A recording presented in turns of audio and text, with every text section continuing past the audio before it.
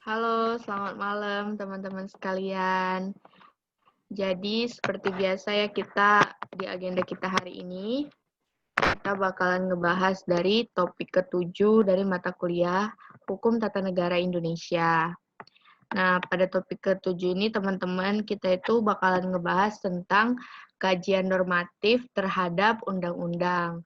Atau secara jelasnya itu seperti perbandingan normatif antara Undang-Undang 1945, Konstitusi RIS, dan Undang-Undang Dasar 1950.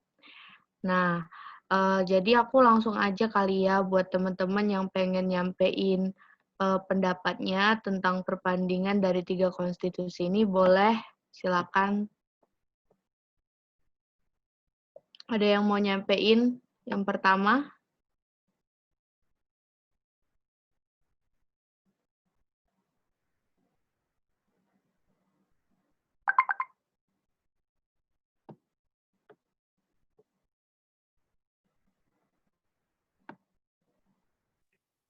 Baiklah, izin Ya, masuk boleh. Humay.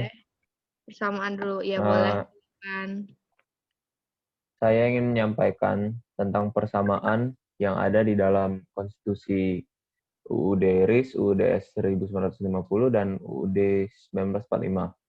Yang pertama itu adanya persamaan pada UUD 1950 dan UUD 1945 pada pasal 1, yaitu pada pasal 1 yang menjelaskan Indonesia merupakan negara kesatuan yang berbentuk republik dan kedaulatannya berada di tangan rakyat. Selanjutnya pada UUDS 1950 dan UUD 1945, di mana ada persamaan pada pasal 128 UUD 1945 dan pasal 183 Konstitusi RIS dengan pasal 11 ayat 1 UUD 1945 bahwa Presiden menyatakan bahwa pernyataan perang itu harus melalui Presiden. Dan pada UUDS 1950 dan UUD 1945 terdapat persamaan pada hak untuk akses pendidikan, yaitu pasal 30 ayat 1 UUDS 1950 dan pada pasal 31 ayat 1 UUD 1945. Dan juga bahasa resmi negara Republik Indonesia, Negara Republik Indonesia Serikat adalah bahasa Indonesia pada pasal RIS dan UUDS 1950. Dan pada pasal 36 UUD 1945. Baik, itu saja dari saya. Terima kasih, Umay. Oke, jadi tadi Dava ngebahas tentang bentuk negaranya ya. Halo Dava. Ya, tadi pembahasannya tentang yang pertama itu pernyataan perang, bahasa, uh, uh, akses pendidikan, dan juga bentuk dan kedaulatan negara. Oh, iya iya iya. Itu ada semua ya berarti di seluruh konstitusinya. Kalau yang pernyataan perang itu di UUDS 1950 dan RIS. Kalau yang persamaan bentuk negara di 1950 dan 1945. Dan kalau yang di akses pendidikan itu 1950 dan 1945. Yang terakhir bahasa ada semua di RIS, UUD 1940 dan 1950 dan 1945. Oh, berarti nggak semuanya ada ya? Ya, Ya, benar sekali. ya, boleh. Makasih ya Dava. Teman-teman selanjutnya boleh disampaikan. Tapi aku mau minta tolong ya buat teman-teman nanti pasalnya itu maybe bisa lebih di-highlight lagi atau lebih dipertegas lagi itu di pasal berapa.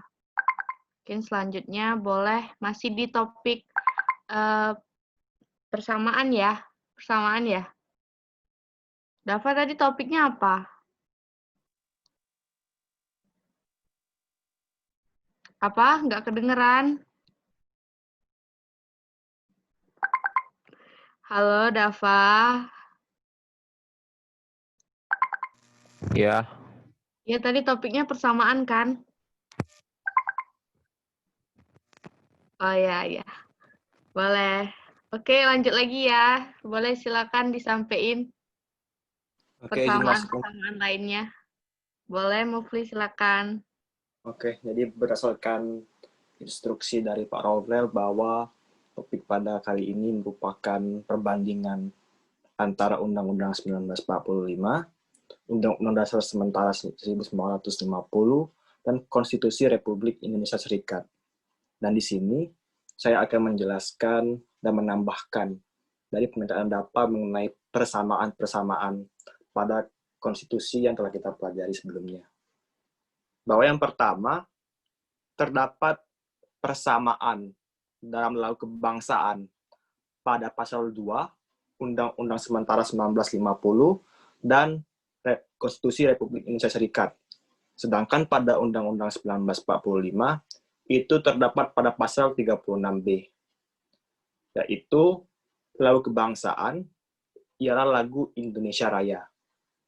Dan yang kedua, itu terdapat persamaan asas dasar Undang-Undang Sementara 1950 dengan pasal 33 sampai 34 Undang-Undang 1945, yaitu mengenai perekonomian dan kesejahteraan negara.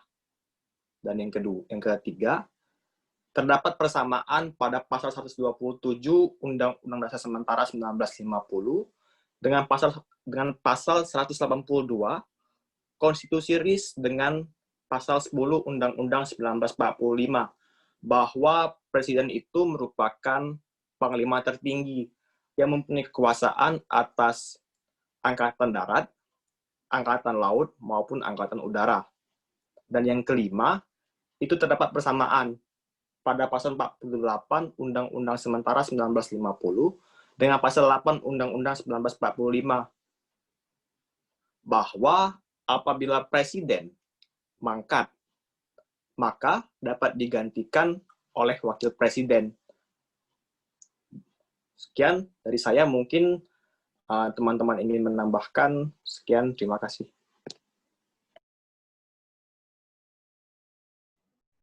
Baik, terima kasih Mufli. Buat teman-teman yang lain boleh kalau mau nyampein persamaan lagi. Baiklah, izin masuk, Humay. Ya Di boleh. sini saya ingin menambahkan, saya ingin menambahkan persamaan yang tertera pada Konstitusi RIS, UUD 1950 dan UUD 1945. Baiklah, yang pertama itu mengenai bendera kebangsaan Republik Indonesia. Pada RIS dan UUD 1950 itu tertera pada pasal 3 di mana berbunyi bendera kebangsaan Republik Indonesia ialah bendera Sang Merah Putih. Dan pada UUD 1945 pada pasal 35. Selanjutnya pada UUD RIS dan UUD 1905 terdapat persamaan di bagian 5 yaitu hak dan kebebasan dasar manusia yang terdapat pada pasal 7 sampai dengan 17 dan pada pasal 19. Namun tidak terdapat pada UUD 1945. Yang selanjutnya, persamaan antara UUD 1950 dan Konstitusi RIS pada pasal 101 ayat 2 UUD 1945 dan pasal 144 ayat 2 Konstitusi RIS. Dan pada pasal 104 ayat 2 dan ayat 3 serta pada pasal 104 ayat 2 dan ayat 3 pada Konstitusi RIS mengenai kekuasaan kehakiman.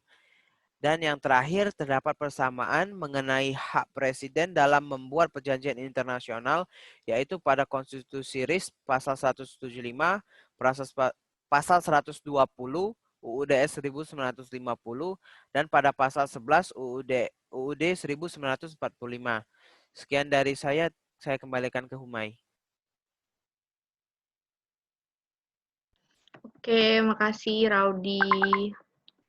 Ada yang mau tambahin lagi, teman-teman?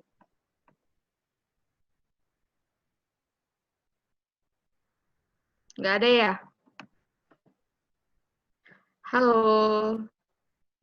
Oke, kalau misalkan nggak ada lagi, Berarti kita langsung aja kali ya ke perbedaan ya. Kalau perbedaan, ada yang mau duluan nyampein tentang antara UDS, Undang-Undang RIS, dan juga Undang-Undang 1945? Ya, mungkin saya izin masuk ya, Ume. Oke, boleh. Silakan, Bayu. Baik, Assalamualaikum warahmatullahi wabarakatuh. Selamat malam teman-teman sekalian.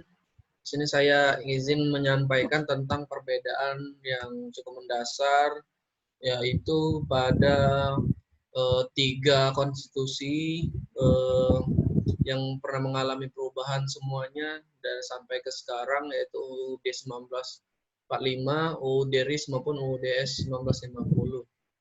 Yang ingin saya kritis di sini ialah tentang bentuk negara dan kedaulatan serta alat kelengkapan negara itu sendiri dan juga struktur negaranya. Oke, langsung saja saya akan membahas mungkin dari dasar negaranya itu dulu ya.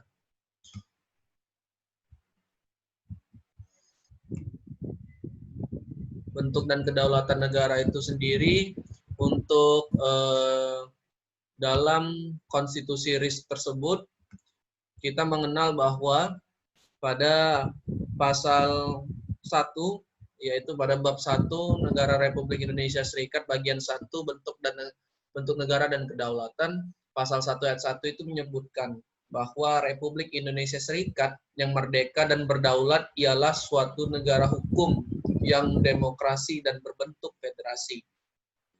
Ayat 2-nya dilanjutkan bahwa kekuasaan berkedaulatan Republik Indonesia Serikat dilakukan oleh pemerintah bersama-sama dengan Dewan Perwakilan Rakyat dan Senat. Ini tentu berbeda dengan apa yang kita ketahui pada UUDS 1950. Ya, di sini disebutkan bahwa UUD S 1950 tersebut menyebutkan bahwa pasal 1, Republik Indonesia yang merdeka dan berdaulat ialah suatu negara, hukum yang demokratis dan berbentuk kesatuan. Bahwa ayat 2 juga dilanjutkan bahwa kedaulatan Republik Indonesia adalah di tangan rakyat dan dilakukan oleh pemerintah bersama-sama dengan Dewan Perwakilan Rakyat. Nah, dari 2 konseptual yang sudah dituangkan dalam pasal 1 ini, kedua konstitusi RIS dan UUDS 1950 tersebut mengalami perbedaan. Yaitu bahwa konstitusi RIS lebih menitik beratkan bahwa Republik Indonesia Serikat ini ialah negara hukum yang bersifat demokrasi dan berbentuk federasi. Dan juga pada ayat 2-nya tadi kita tahu bahwa kekuasaan berkedaulatan dilaksanakan oleh DPR dan Senat. Sementara di UUDS 1950, kedaulatan Republik itu tetap berada di tangan rakyat, akan tetapi dilakukan oleh pemerintah bersama-sama dengan Dewan Perwakilan Rakyat. Nah, untuk UUD 1945 itu sendiri, yang setelah mengalami 4 kali amandemen, itu pada bab 1, bentuk dan kedaulatan negara, pasal 1 ayat 1 itu disebutkan bahwa negara Indonesia ialah negara kesatuan yang berbentuk republik. Ayat 2-nya disebutkan bahwa kedaulatan berada di tangan rakyat dan dilaksanakan menurut Undang-Undang Dasar. 3, negara Indonesia adalah negara hukum. Nah, dalam 3 perbedaan dari masing-masing konstitusi ini, bahwa konstitusi ini memiliki perbedaan yang cukup signifikan, bahwasannya di UUD 1945 ini bahwa negara Indonesia dalam konstitusinya tegas mengatakan bahwa negara Indonesia ialah negara kesatuan, bukan negara federatif lagi seperti UUD RIS. Dan kedaulatan itu lebih dipertegas lagi bahwa di UUD 1945 ini kedaulatan tersebut berada di tangan rakyat dan dilaksanakan menurut Undang-Undang Dasar. Sementara di UUD 1950 tersebut bahwa kedaulatan itu berada di tangan rakyat, akan tetapi dilaksanakan oleh Dewan Perwakilan Rakyat dan pemerintah. Sementara di RIS dilaksanakan oleh Dewan Perwakilan Rakyat dan Senat. Jadi di sini terdapat perbedaan bahwa kedaulatan tertinggi tersebut untuk UUD 1945 secara tegas menyatakan bahwa kedaulatan tertinggi itu berada di tangan rakyat. Sementara untuk konsep negara hukum itu sendiri, dari 3 konstitusi ini menyebutkan bahwa negara Indonesia tetap berada pada konsep negara hukum. Tetapi dari bentuk negara dan sistem pemerintahnya jelas berbeda dari 3 konstitusi ini yang mengalami metamorfosa. Lanjut, saya akan membahas tentang alat kelengkapan negaranya menurut UUD 1945, UUD RIS, dan UUDS 1950. Oke.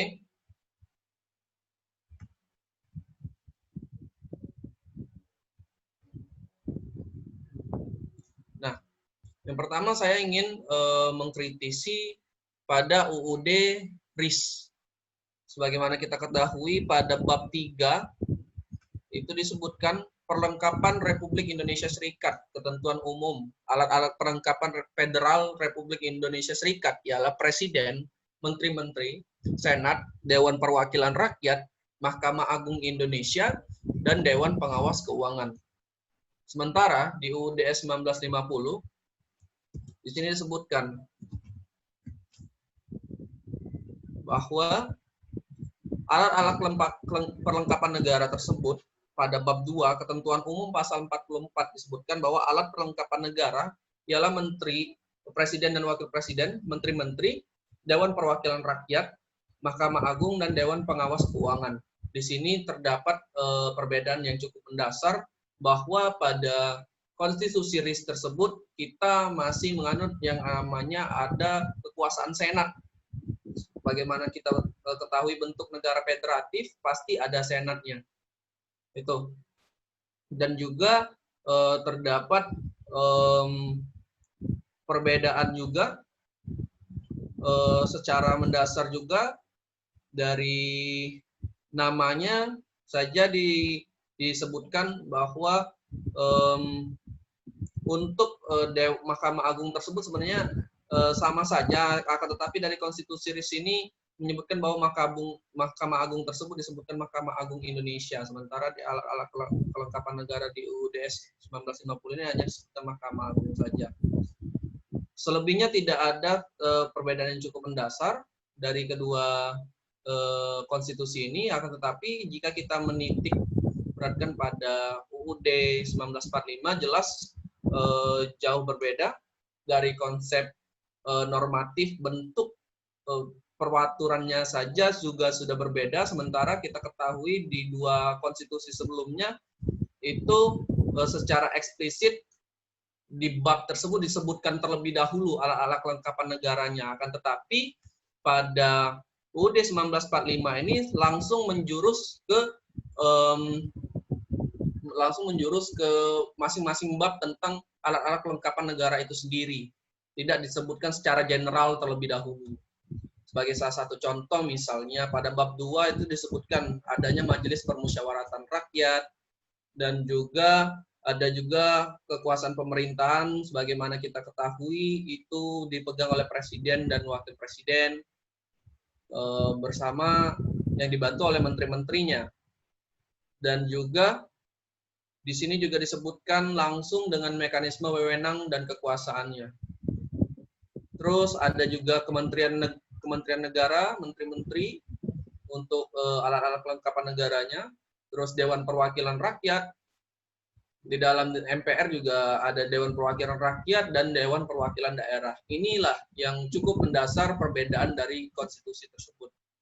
Dan juga untuk lembaga yudikatif itu sendiri, kita terdapat 3 lembaga yudikatif yang sebelumnya hanya diakui Mahkamah Agung, akan tetapi di UUD 1945 ini lebih lengkap, strukturnya lebih gemuk seperti itu. Ada Mahkamah Konstitusi, Mahkamah Agung, dan juga Komisi Yudisial.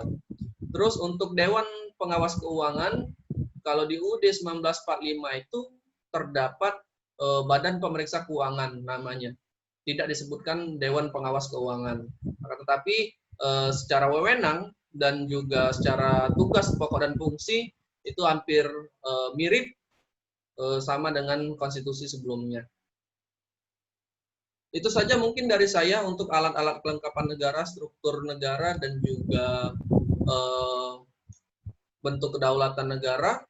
Terdapat perbedaan yang cukup mendasar, dan juga bisa kita pelajari bersama dari pengkajian secara normatif dari pasal-pasal masing-masing konstitusi tersebut.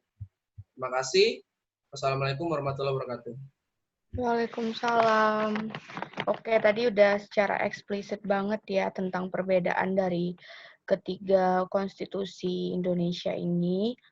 Oke, aku mau tanya lagi buat teman-teman, ada yang mau izin masuk lagi nggak terkait dengan perbedaan? Izin masuk, Umay? Ya, boleh, silakan.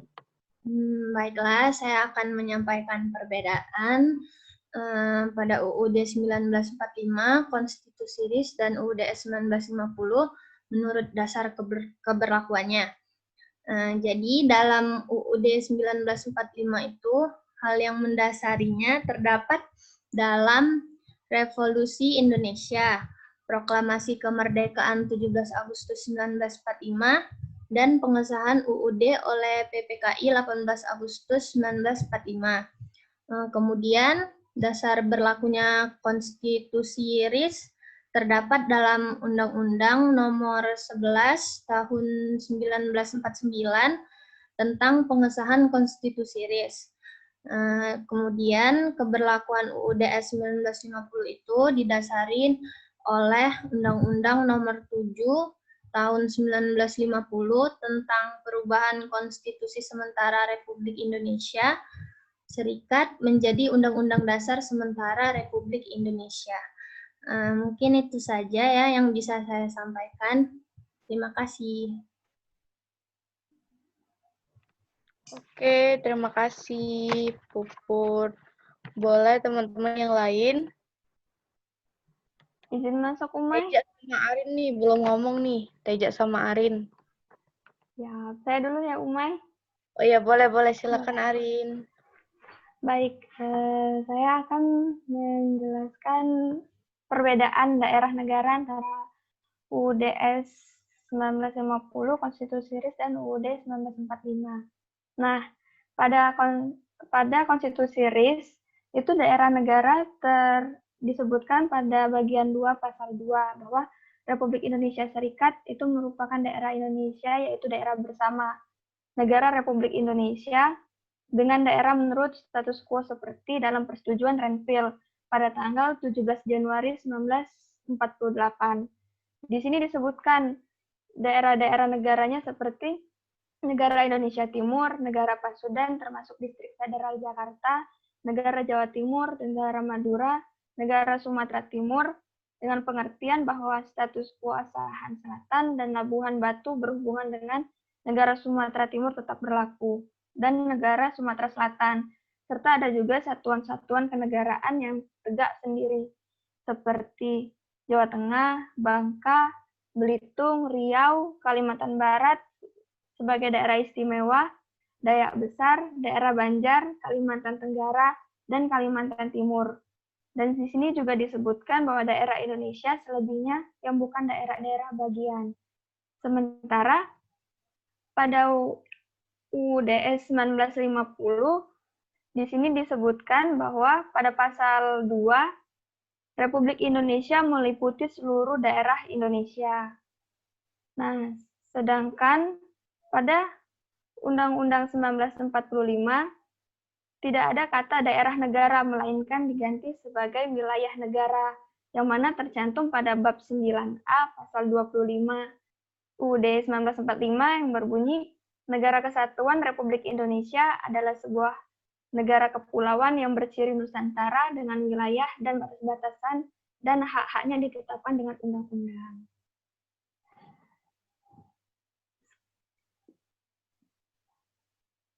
Cukup, Umay, saya kira. Oh, udah ya. Boleh selanjutnya. Teja kali ya, Teja belum ngomong nih, Teja sama Reza.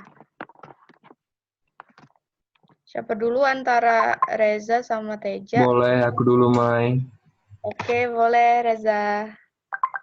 Baik, selamat malam teman-teman. Jadi di sini aku mau mendiskusikan hasil pemikiran di antara perbedaan antara UUD 1950, Konstitusi RIS, dan UUD 1945. Yang jadi concern aku di sini adalah tentang tentang pertahanan kebangsaan dan keamanan umum. Jadi yang pertama terdapat perbedaan pertama di pasal 180 ayat 1 Konstitusi RIS, di mana disebutkan di sini Tentara Republik Indonesia Serikat bertugas melindungi kepentingan Republik Indonesia Serikat. Tetapi di UUD 1950 disebutkan berubah nama dari Tentara Republik Indonesia Serikat menjadi Angkatan Perang Republik Indonesia Serikat bertugas melindungi kepentingan negara Republik Indonesia. Dan di Undang-Undang Dasar 1945 berbeda dari kedua konstitusi ini, yang dimana di UUD 1945 itu di pasal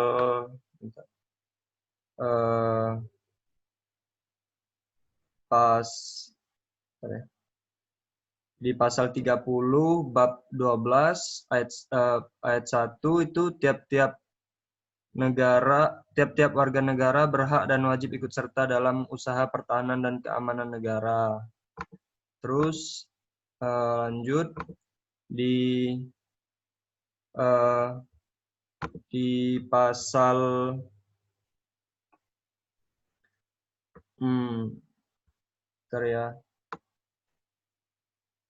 di pasal 183 Konstitusi RIS disebutin pemerintah tidak menyatakan perang melainkan jika itu diizinkan oleh DPR dan Senat. Di Undang-Undang Dasar 1950 disebutkan Presiden tidak menyatakan perang melainkan jika hal itu diizinkan oleh DPR dahulu. Di sini perbedaannya tidak ada Senat. Dan di UUD 1945 berbeda dari kedua konstitusi ini, Presiden dengan persetujuan DPR menyatakan perang dan membuat perdamaian dan perjanjian dengan negara lain. Tetapi di UUD 1945 ini Presiden menyatakan perang ini terdapat di pasal 11 di bagian kekuasaan pemerintahan negara. Berbeda dari konstitusi kedua konstitusi tersebut. Terus di UUD 1945 itu Presiden memegang kekuasaan yang tertinggi atas Angkatan Darat, Angkatan Laut, dan Angkatan Udara. Yang sebelumnya di Konstitusi RIS dan UUD 1945 tidak ada trimatra dari Tentara Republik Indonesia, itu dari Angkatan Darat, Angkatan Laut, dan Angkatan Udara. Mungkin cukup dari aku, Umay. Halo. Oke, ya boleh. Terima kasih ya, Reza. Ya. Boleh selanjutnya, Teja sama Abid belum ngomong nih. Izin masuk, Umay. Oke, Abid dulu ya. Berarti Teja yang terakhir ya? Ya. Oke, silakan Abid. Oke. Baiklah, pada bagian ini saya ingin menjelaskan tentang perbedaan kewarganegaraan dan produk negara pada Konstitusi RIS terhadap Undang-Undang Dasar 1945, lalu terhadap Undang-Undang Dasar Sementara 1950. Pada Konstitusi RIS, kewarganegaraan diatur oleh Undang-Undang Federal yang dijelaskan pada pasal 5 ayat 1 yang berbunyi, maksud saya, ya benar, kewarganegaraan Republik Indonesia Serikat diatur oleh Undang-Undang Federal.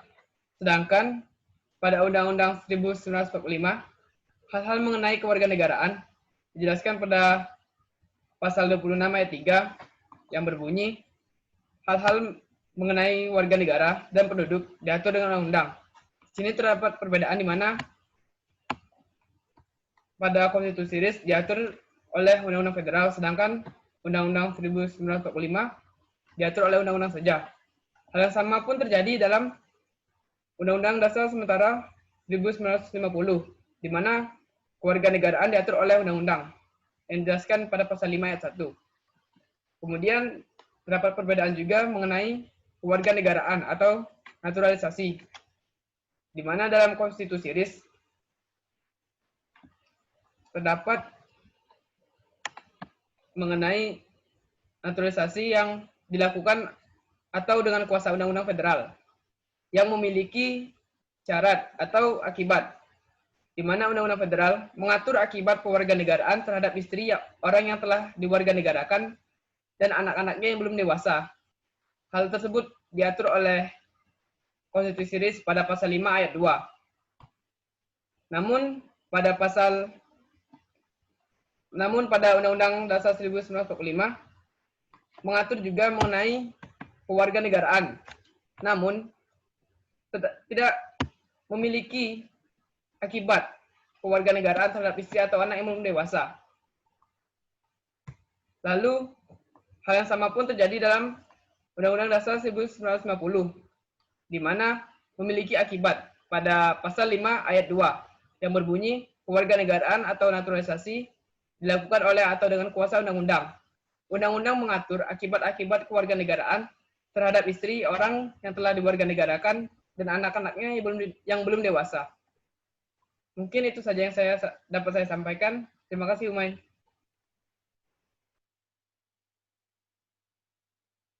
Baik, terima kasih, Abid.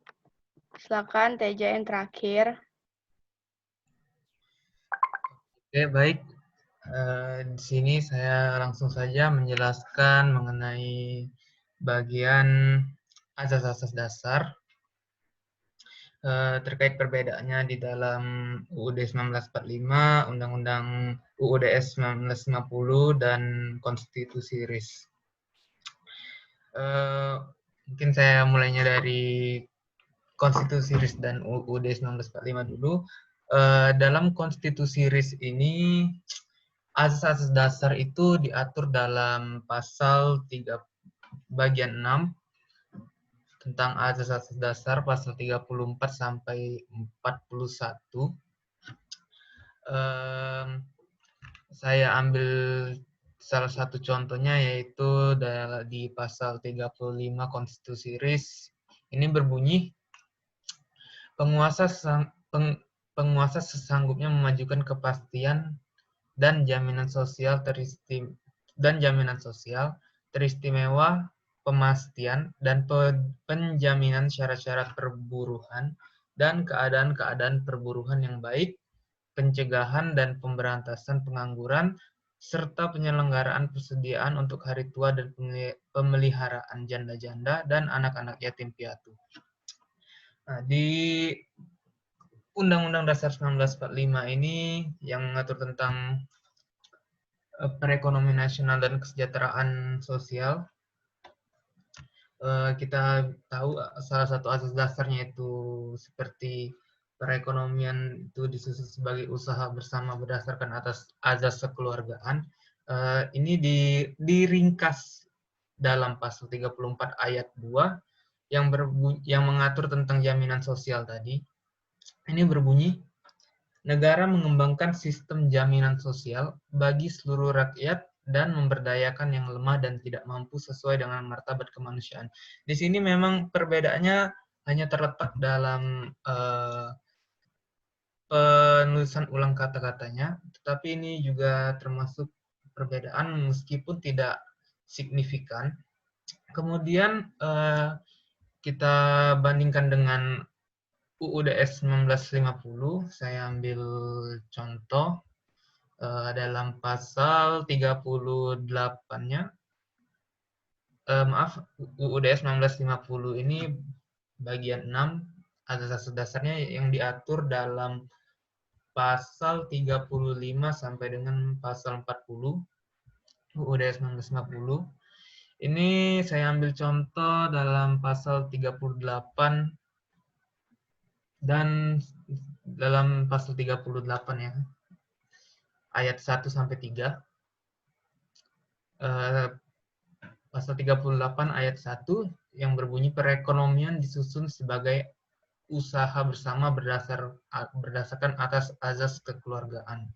Nah, di sini di Undang-Undang Dasar 1945 ini perbedaannya diletak di urutan pasalnya, yang mana di UUD 1945 ini terletak di pasal 33 ayat 1, tetapi bunyinya tetap sama, perekonomian disusun sebagai usaha bersama berdasarkan azas kekeluargaan.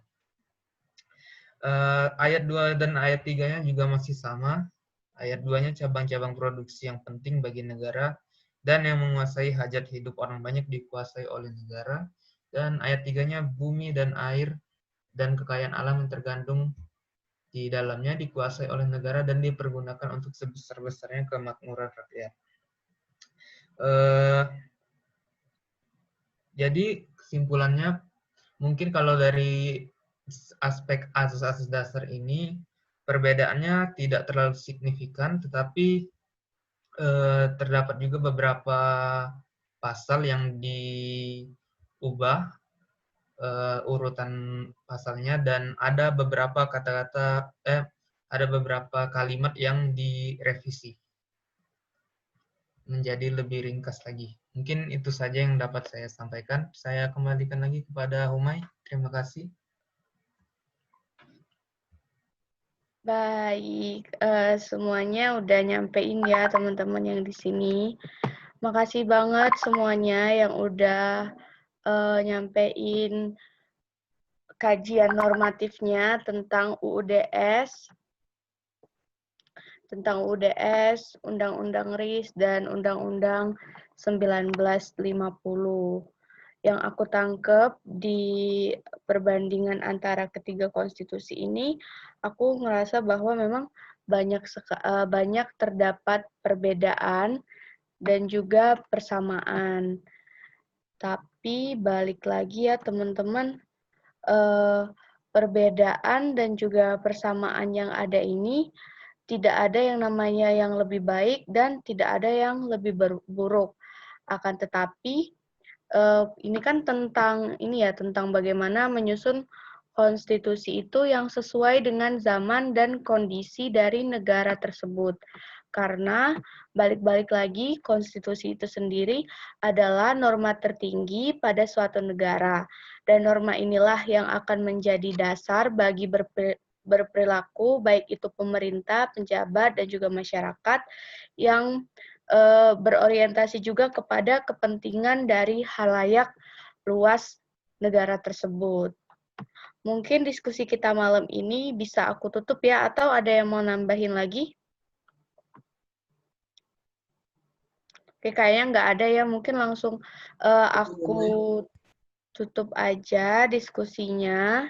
Terima kasih teman-teman yang udah ikutan diskusi kita untuk topik HTNI ini. Semoga selalu sehat, semoga sehat selalu, dan silakan beristirahat teman-teman. Terima kasih.